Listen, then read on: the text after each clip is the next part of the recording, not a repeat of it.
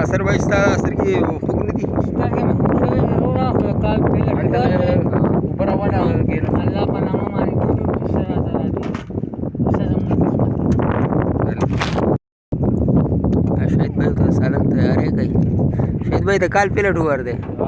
الحمدلله بس الله دې په خیر باندې دا خپل مرګري چکر لګو او داسې خو بیا پرمننټ چینل د هغه باندې خپل دندې لرو دا هسې خپل مسکره ټول شروع نو هم چک شي پوره 15 میاشتې ولاړ تقریبا 15 میاشتې ولاړه وه. الله دې رحم وکړي. دا یو ملګری زموږ لمونځ کوي منصف خان.